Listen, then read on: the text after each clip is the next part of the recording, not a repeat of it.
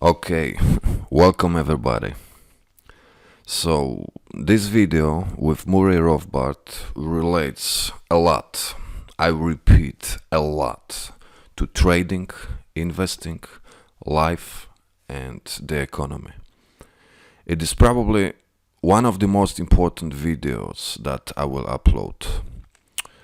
And in the future, I will refer to this video a lot, like really a lot. So today, no more talking. Talking will be in the future. Enjoy listening to Murray Rothbard. Yeah, the Austrian School of Economics. Praise God and Jesus Christ.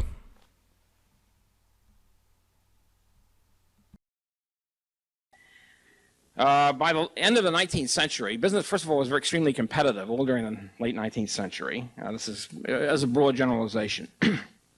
And prices were falling throughout. In other words, from the Civil War down to about 1900, late 1890s, prices were generally falling. And they were falling for good reason, namely that business was so competitive and the economy was so productive that the supply of goods and services was increasing at a rapid rate. In other words, that's when America industrialized. It was the biggest period of economic growth in the history of the world.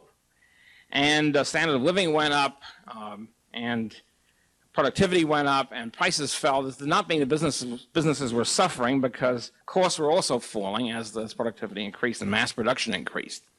So in this situation, the many business groups who tended to be inefficient try to correct this price falling situation by organizing cartels. In other words, by organizing a cartel of each industry so that they could cut production and raise prices. And this was tried in industry after industry, starting with the railroads, which were the first big business in the United States, first large-scale business, and continuing on through manufacturing by the late 1890s. Either trying through cartels, formal cartels, or through mergers. And in the late 1890s, the theory was, we'll just merge into we'll have one big firm for the entire steel industry, the oil industry, etc., and then we'll be able to cut production and raise prices and raise profits at the same time. So they tried this systematically. This was the ideology, so to speak, among businessmen, that the way to benefit for all of us is to have quotas, either formal quotas as in cartels or in mergers where you just agree that you will have certain shares of this corporation, and then we'll cut production and raise prices. That was the great goal. All of this was a total flopperoo, and case after case, literally hundreds of cases of this kind of merger or cartel, they all flopped. And they flopped for two basic reasons. One is that an economic theory can predict this, and this is confirmed time and time again. Two basic reasons. One is, well, the basic reason is that the industry is free. Government did not step in and force people to accept the cartel or accept the merger. So what happens is that as soon as the cartel is formed or the merger is completed, and then they cut production and raise prices and profits go up, other businessmen come in and say, hey, this looks like a great industry here, the zinc industry or the oil industry or whatever, railroads. They're making a lot of profits. Let's nip in there and outcompete them because they're raising prices.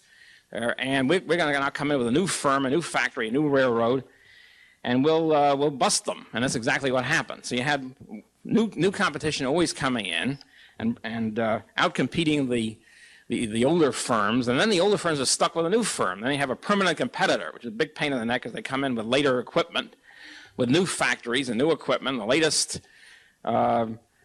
technology, etc. And now they have a permanent new competitor on their hands. So the whole thing became a big pain in the neck for them.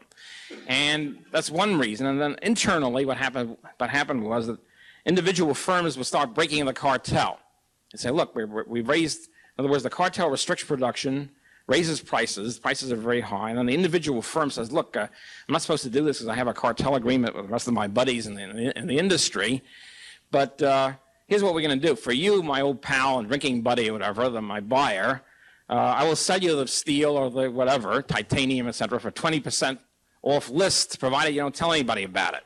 Okay, so what you have is a secret price cutting, and then this firm gains profits, gains sales, and of course the secret leaks out pretty quickly. after about 6 months or a year, and then the other firms get very mad about this, and they call you your rate buster, which is in business terms is equivalent to scab in union terms. And the whole cartel falls apart with mutual recrimination and hatred, and they're back where they started, except now they've got more hatred than they had before. So in other words, this system didn't work. The cartel policy, the merger policy, flopped. And at that point, some of the, each step of the way, some of the more far-sighted in the sense of realizing this was a flop among the business groups decided the only way to preserve a cartel or preserve a merger is to have the government enforce it. The turn of the political arm to create the cartel for you. And this was the origin of progressive regulation. The progressive system was not a group of far-sighted, essentially it was not a group of far-sighted intellectuals who sat around and said we have to plan, we have to curb businessmen for the sake of the public interest. It was a group of groups of businessmen saying we have to impose cartels through the government and thereby eliminating our competition, curbing the maverick firm which doesn't want to engage in a cartel, and gaining profits that way. So, for example, in railroad regulation, the first things they did after the business put in the railroad businesses put in the ICC, the Interstate Commerce Commission, the first thing the ICC did was to outlaw secret price cutting. Because secret price cutting is always the great instrument by which an individual firm can bust the cartel. And how you do it? You do it in the name of publicity. Or you say, well, it's a terrible thing to have a secret price cutting. All prices should be, the books should be open. All firms should release publicity about their prices and costs and stuff, et cetera, so the public will know, the right to know and all that jazz.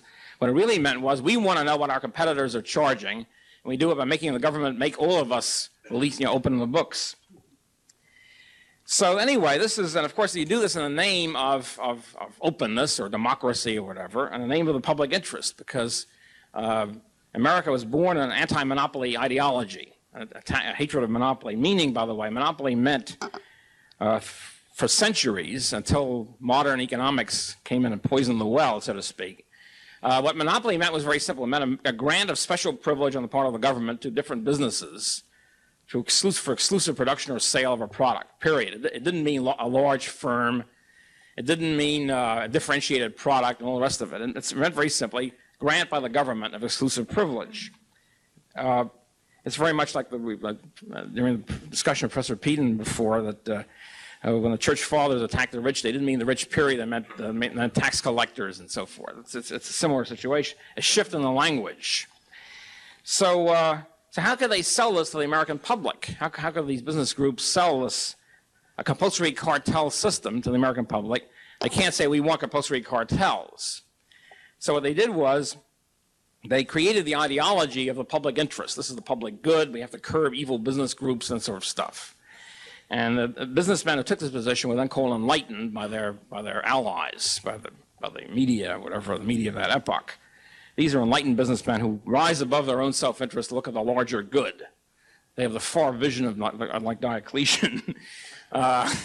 They want to curb their selfish profits for the good of the entire industry and the good of the country.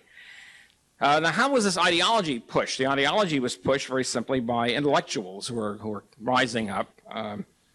Throughout history, the statism has been imposed by two groups, an alliance of two groups. The state itself, the state apparatus, the king, the throne, and the opinion molding groups, the intellectuals.